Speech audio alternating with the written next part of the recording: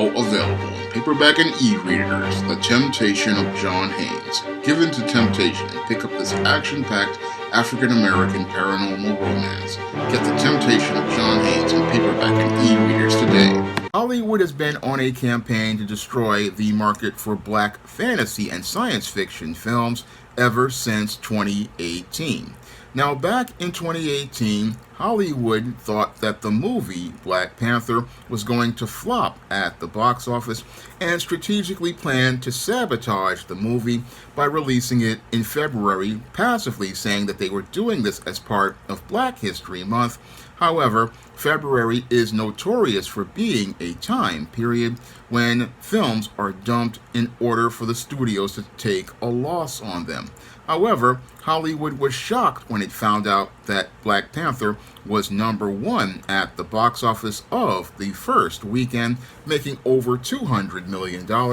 and went on to go to make over $1 billion over the course of 2018, becoming the #1 movie of 2018. And it also went on to sell out all of its merchandise as related to licensing, and this basically sent a message to Hollywood that there was an audience for black fantasy and science fiction films, and there was also a growing market for merchandising black fantasy and science fiction films. However, Hollywood didn't want to capitalize on this new growing market for black fantasy or black science fiction, and what it did was make every effort to sabotage the black fantasy and science fiction marketplace that was growing for films and merchandise. Now, the first effort to go out here and sabotage the black fantasy market was with the movie A Wrinkle in Time, directed by Ava DuVernay, and that film, when it flopped, was a way for Hollywood to say that, oh, Black Panther was a fluke, but it wasn't a fluke at all. And most recently, we had Hollywood, after seeing that there was still people still interested in black fantasy movies, even with the efforts to sabotage Black Panther, Wakanda Forever, they still are making efforts to try to sabotage the growing black fantasy market, and that was recently done with the film The Creator. Now, The Creator is a film that came out in October, and this was a film that really was one that had it was made by white directors, had a black lead in the story, and it was another attempt by Hollywood to, again, passive-aggressively go out here and sabotage the black fantasy film market. Now, The Creator was a film that cost $80 million, and it was critically acclaimed by most critics. However, most people didn't even know where to go see The Creator, because the studios went out here and passive-aggressively went out on a campaign to sabotage this movie, all because it had a black lead character. Now, The Creator, again, was what some would consider to be a smaller budgeted movie at $80 million, but the studio made absolutely no effort to let the audience know that The Creator was even coming to theaters. So, yes, they produced the Creator movie passively, but aggressively, they did not make any effort to go out here and present an advertising campaign to let people know that The Creator was coming to theaters. Moreover, what the studios did was go out here and give The Creator a release date that they knew would set the film up for failure, similar to what they tried to do with Black Panther. Now, The Creator was basically set up to fail by the studio because the studio released it in mid-October, and if you release a film in the time period from late August to mid-October, what that film is being set up for is failure, because this is the time period that the studios go out here and take out the trash, meaning the films that they thought were films that they could not make any money on, and it's clear that the studios made next to no effort to try to make any sort of money on The Creator or build any sort of audience for The Creator at all. So the studios, again, were making another effort to go out here and sabotage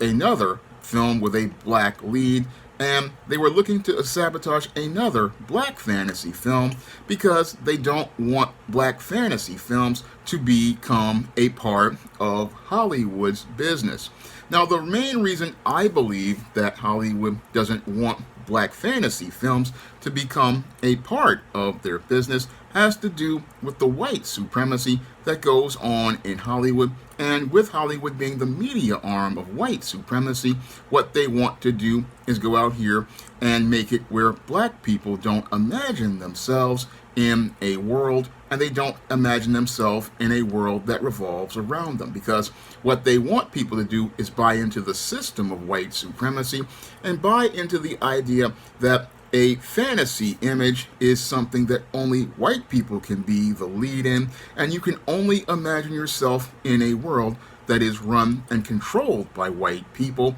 and you cannot see a world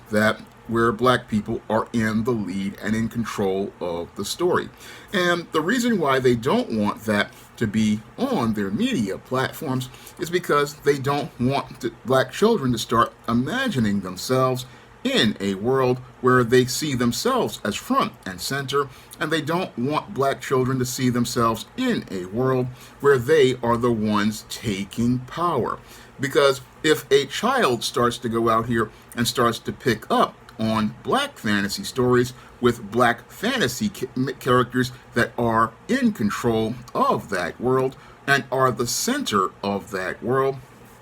that's going to change that child's perception of self, and it's going to make that child see themselves as valuable, as important, and believing that they are a part of their own world and don't need to be in a white person's world to gain their validation and approval. And I had that confirmed to me when one of my viewers told me during a live stream about reading The Temptation of John Haynes. And as they were reading The Temptation of John Haynes, they were telling me that they had found the Esteem character to be attractive, and they were surprised to see that I had presented the Esteem character as attractive, and they were also surprised to see that I had presented a black man and a black woman in the center of that world. So that really showed me how black fantasy can impact a person's perception of self, because oftentimes when we have writers of fantasy that features black characters, the black characters are in the background of the story, but when this reader read the story, it basically changed their perception of blackness. And if you have millions of people going out here and picking up these kind of books, and they're reading the stories and seeing, oh, he's got the black man and the black woman as attractive and desirable. He's got the black man and the black woman loving and caring about each other. He's got the black man and the black woman talking about building businesses and doing things with other black people. This basically can again shape a person's whole frame of thinking, because when you go out here and again read media and it gives you ideas about life, these ideas again make you look at the world and make you think about being a part of a world of people like that. So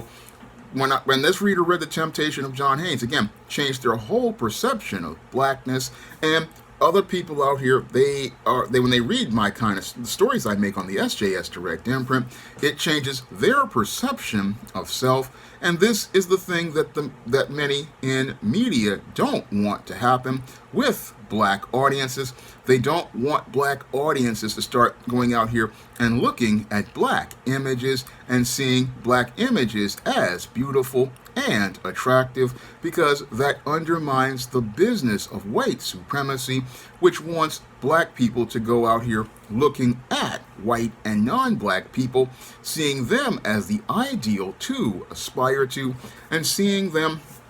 as the ideal to imagine themselves as, when you have black fantasy with black characters created by a black creator, what that does is, again, makes it where your complete perception of self completely changes. And that's why Hollywood is actively going out here to try to make every effort to sabotage movies like The Creator. Again, this was a movie made by white producers but had a black lead, but Hollywood did not want the image of a black male character being the lead of the story because they didn't want black people and especially black children, to start imagining themselves as having power. That is the main reason why Hollywood has made every effort to sabotage the black fantasy market with movies like The Creator. Again, this film was buried by the studio, and it was buried by the studio because the studio did not want that whole narrative out there that black people are people who can be a part of a fantasy world. No, they want us buying into the world of white supremacy. And if it's not a story that presents a white person as the one who leads that world, they don't really want that story out there in the marketplace. So this whole effort with The Creator, it was one that basically was another effort by Hollywood to sabotage the black fantasy market. However, as they tried to sabotage the black fantasy market, they may have basically shot themselves in the foot, because The Creator was one of the first original movies to be produced by Hollywood in years, after over 2 decades of superhero films. And with them going out here and sabotaging The Creator, it made it really hard for Hollywood, because they are in a place where these superhero franchises and these old franchises are not really resonating with viewers, and they really need to go out here and start producing smaller budgeted films, and they need to start exploring original concepts. And their racism basically is the thing that was going to undermine their ability to get success, because the efforts to sabotage The Creator basically show the complete lack of creativity in Hollywood due to all of the white supremacy that goes on in Hollywood. And their efforts to sabotage this movie, this basically is put Hollywood in a place where they are putting the nails in their own coffin, because they don't want to acknowledge that there is a marketplace for black fantasy and black science fiction, and they didn't want to capitalize on that market, not understanding that if you don't adapt to what the marketplace is, you're going to go out of business. And what's happening now with Hollywood is they don't want to acknowledge the growing black fantasy and black science fiction marketplace. They don't want to acknowledge the growing black fantasy and science fiction audience, an audience that has been growing since the early 2000s, when Static Shock was the #1 show on Kids WB. And back then, Warner Brothers didn't want to acknowledge that Static was a #1 show, didn't even give this show a toy line the way it did for Jackie Chan Adventures. I mean, this show was #1 and could have basically been the show that could have kept Kids WB on the air, but instead of acknowledging this show, what they did was go out here and minimize and marginalize Static. Again, for the first time, this was the first time they saw that there was a growing market, but the whole thing is they didn't want white children going out here looking up to black characters, and that's the main reason why Hollywood, again, has been sabotaging the black fantasy market as related to movies and TV shows. They have been trying to sabotage that market because, for them, white supremacy is more important than empowering black images, and it's more important for them to have their messages of white supremacy, where all you see are white male and white female faces in fantasy, because they want to escape to a world where all the white people have power and the black people are in the background. But as I've seen over the last 5 to 10 years, I'm starting to see that there are black people seeing themselves as part of a fantasy world, seeing a world where they are front and center and looking to embrace material that shows you a face that's black in as the center of that world. So the market is changing, and if Hollywood doesn't want to change, then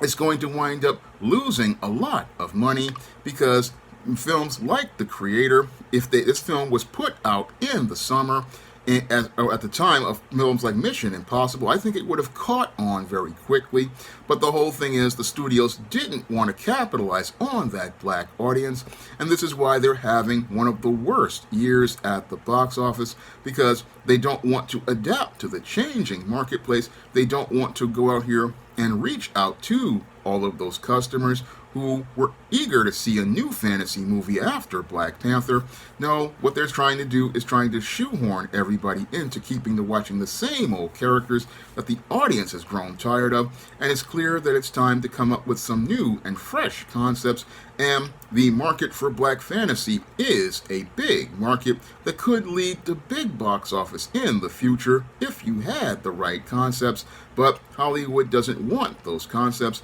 and because they don't want those concepts, they may wind up falling further into an abyss at the box office, because it's clear that they've made every effort to sabotage the black fantasy and black science fiction market, and as they went out here to sabotage it, they've eventually gone out here and sabotage their ability to make money in the long term. Now, if you want to pick up my fantasy fiction on the SJS Direct imprint, like The Temptation of John Haynes, the ISIS series, the Esteem series, my vampire novel Eternal Night, and books in the Spinsterella trilogy, you can find all of those books in paperback and Kindle format on Amazon.com. And you can also pick up my first full comic, John Haynes at Death's Door, at Lulu.com by clicking the link in the description box. And you can also pick up my first digital comic, Esteem No Good Deed, on Amazon's Kindle for 99 cents. And if you want to help me be able to continue making fantasy and science fiction that features positive black characters, or help me to pay for the next SJS Direct comic or the covers on SJS Direct books, you can send a donation to the Patreon, the PayPal, or the Cash App by clicking the links in the description box. That's all I have to say for this video. You can comment, rate, and subscribe. Now available in paperback and e-readers, Isis, Revenge of the Cyber Goddess. The goddess next door takes on the threat of a deadly digital diva driven to destroy the world in this action-packed, all-new Isis series adventure. Get Isis, Revenge of the Cyber Goddess, featuring a bonus pin-up and the other 2 books in the Cyber Goddess saga at online bookstores everywhere today.